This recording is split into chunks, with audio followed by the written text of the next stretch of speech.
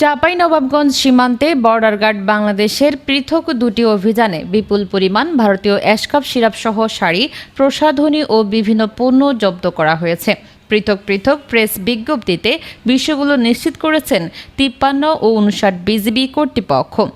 প্রথম অভিযানে শনিবার ভোরে 53 বিজিবির অধীনস্থ ওয়াহেদপুর বিওপির টহল দল শিবগঞ্জের বিশরশিয়া গ্রামে অভিযান চালিয়ে ৬২,৮০০ টাকা মূল্যের ১৫৭ বোতল ভারতীয় অ্যাশকাপ সিরাপ উদ্ধার করে, যা পরে শিবগঞ্জ থানায় জমা দেওয়া হয়।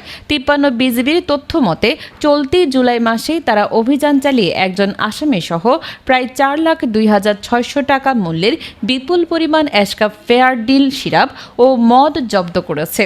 ব্যাটালিয়নের অধিনায়ক লেফটেন্যান্ট কর্নেল কাজী মুস্তাফিজুর রহমান জানান, মাদকের বিরুদ্ধে সরকারের জিরো টলারেন্স নীতি বাস্তবায়নে বিজিবি তৎপর রয়েছে। অন্যদিকে শুক্রবার রাতে গোপন সংবাদের ভিত্তিতে মহানন্দা ব্যাটালিয়নের সোনাম মসজিদ বিওপির একটি দল শাহবাজপুর ইউনিয়নের পিরোজপুর গ্রাম থেকে 2,28,210 টাকা মূল্যের 14টি ভারতীয় শাড়ি, 166টি প্রসাধনী, 204টি কনফেকশনারি আইটেম ও 4 কেজি জিরা জব্দ করে।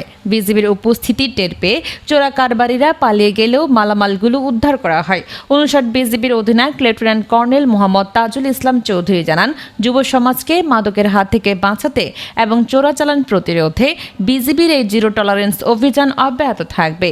এনামুল হক নাসিমের পাঠানো তথ্য ও চিত্রে desk report, Chapai journal, Chapainawabganj.